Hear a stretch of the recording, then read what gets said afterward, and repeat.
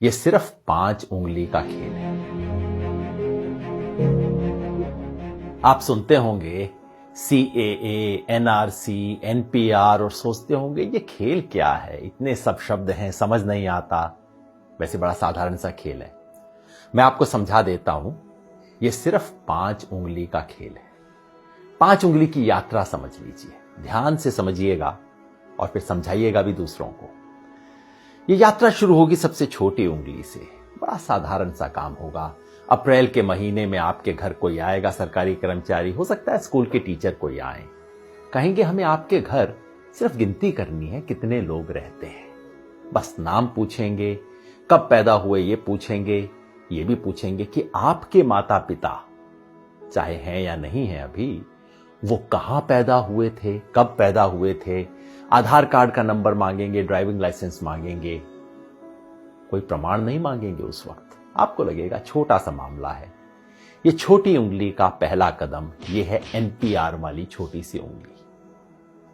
फिर दूसरी उंगली ये D वाली उंगली है। D क्यों? क्योंकि आपके घर से जब एक बार ले जाएंगे लिख के, उसके बाद तहसीलदार के दफ्तर में, किसी सरकारी दफ्तर के अंदर कुछ टाइम बाद, हो सकता है कुछ महीने बाद, चुपचाप से उस लिस्ट का मूल्यांकन किया जाएगा और कोई सरकारी कर्मचारी उस लिस्ट में कुछ नामों के आगे D लिख देगा। D का मतलब डाउटफुल। डाउटफुल का मतलब संदेहास्पद, जिस पर शक है। किस बात का शक है? कि ये भारत के नागरिक दरअसल हैं नहीं। भाई कैसे फैसला होगा? कानून में कहीं नहीं लिखा कैसे फैसला होगा।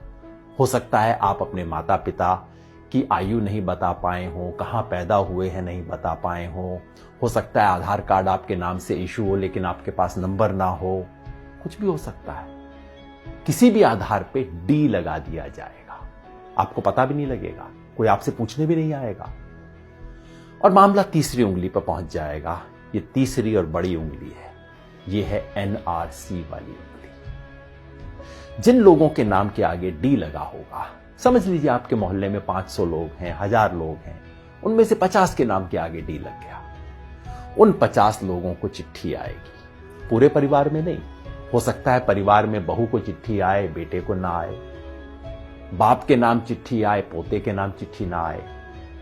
कुछ लोगों के नाम चिट्ठी आएगी और उन्हें कहा जाएगा, नोटिस दिया जाएगा, अब आप साबित कीजिए कि आप भारत के नागरिक हैं। कैसे साबित करेंगे?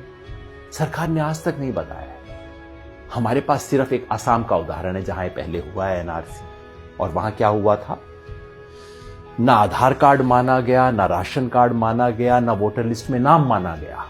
कहा नहीं, ये सब नहीं चलेगा, आप प्रमाण लेके आइए कि आप कहां पैदा हुए थे। आज से 30 साल पहले वोटर लिस्ट में आपका नाम था कि नहीं था, पुरखों का नाम था कि नहीं था, कोई संपत्ति का प्रमाण पत्र लेके आइए। साधारण लोग कहां से जुटाएंगे प्रमाण पत्र? इसके आधार पे उनमें से कुछ लोगों ने जो आधार अपने प्रमाण पत्र नहीं दे पाएंगे, उनका मामला चौथी उंगली पे पहुंच जाएगा। ये चौथी उंगली है फॉरेनर्स ट्राइब्यूनल की। यानी कि कहा जाएगा उस 50 में से समझ लीजिए 10 लोग बच गए जो प्रमाण नहीं दे पाए, जिनके पास कागज नहीं है, 15 लोग बच गए। उनको कहा जाएगा अब आपको आखिरी मौका दिया जा रहा है। ये उंगली आखिरी मौके की उंगली है। आखिरी मौका दिया जा रहा है, फॉरेनर ट्राइब्यूनल है, विदेशियों की अदालत है। अब उसमें जाके आप साबित कीजिए कि आप विदेशी हैं कि नहीं। अगर मुसलमान हैं तब तो कोई चांस ही नहीं है, क्योंकि यहां अब CAA का खेल शुरू हो जाए।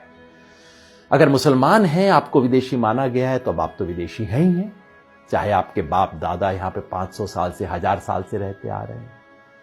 अगर मुसलमान नहीं भी हैं तो पता है क्या है, आपको ये साबित करना पड़ेगा कि आप बांग्लादेश, पाकिस्तान, अफगानिस्तान से आए। अब आप सोचिए, बिहार यूपी में रहने वाले लोग, नेपाल की तराई में रहने वाले लोग, श्रीलंका में रहने वाले लोग, श्रीलंका के पास तमिलनाडु में रहने वाले लोग कहां से साबित करेंगे भाई कि हम पाकिस्तान से आए, बांग्लादेश से आए, अफगानिस्तान से आए? फॉरेनर ट्राइब्यूनल में अगर साबित आप नहीं कर पाए, जो लोग भी साबित नहीं कर पाए, वो लोग विदेशी घोषित हो जाएंगे और मामला अब चौथी उंगली से अब अंगूठे पे पहुंच जाएगा, अंगूठे तले दबने वाला। ये है डिटेंशन सेंटर। डिटेंशन सेंटर का मतलब जेल, विदेशियों के लिए बनी हुई खास जेल। भारत सरकार इसके नियम बना चुकी है। डिटेंशन सेंटर असम में बन चुका है, कर्नाटका में काम करना शुरू कर चुका है, बाकी 10 राज्यों में बन रहे हैं डिटेंशन सेंटर। जिस व्यक्ति के पुरखे पता नहीं कब से यहां पे रहते आ रहे होंगे, उसे अपनी ही मिट्टी में विदेशी बना के डिटेंशन सेंटर में डाल दिया जाएगा। यह है खेल।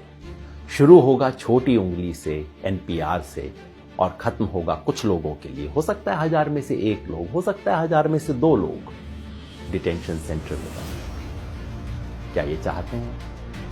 अगर नहीं चाहते तो इसे रोकने का एक ही तरीका है। ये 5 उंगली का खेल कैसे रुकेगा?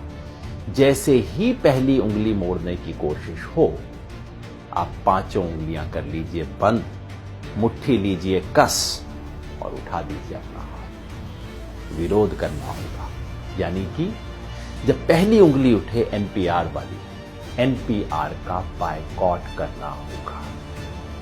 पूरे देश में जो नागरिकता संशोधन के बारे में आंदोलन चल रहे हैं, उन सब ने मिलकर कॉल दिया है। हम भारत के लोग, we the people of India, जो देश के 120 से ज्यादा संगठनों ने इकट्ठा होकर बनाया है, सब ने कहा है कि एनपीआर का बायकॉट करें। यानी कि जब आपके घर में कोई टीचर आए, कोई सरकारी कर्मचारी आए एनपीआर का डेटा लेने, प्यार से बात कीजिए। इससे बुरा बात करने की जरूरत नहीं। पानी पिलाइए, चाय पिलाइए, नमकीन भी खिलाइए। नमक खिलाना बहुत जरूरी है, क्योंकि ये संविधान का नमक खाते हैं, याद दिलाना है। ये कर्मचारी इस देश के कर्मचारी हैं, किसी पार्टी के नहीं है। सब कुछ दीजिए, प्यार से कीजिए, लेकिन कागज नहीं लिखवाएं।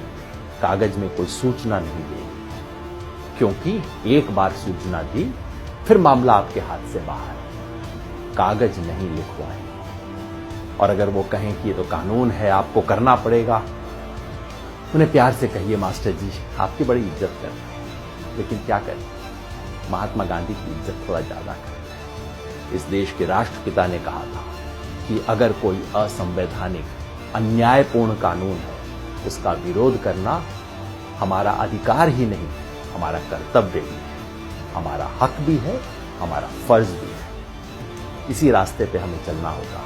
याद रखिए, हम संविधान बचाने निकले। एक हाथ में तिरंगा, दूसरे में संविधान, मन में अहिंसा और जन गण मन का ध्यान। इसी रास्ते पे हमें चलना है। ये लड़ाई में हम लड़ेंगे और निश्चित जीतेंगे।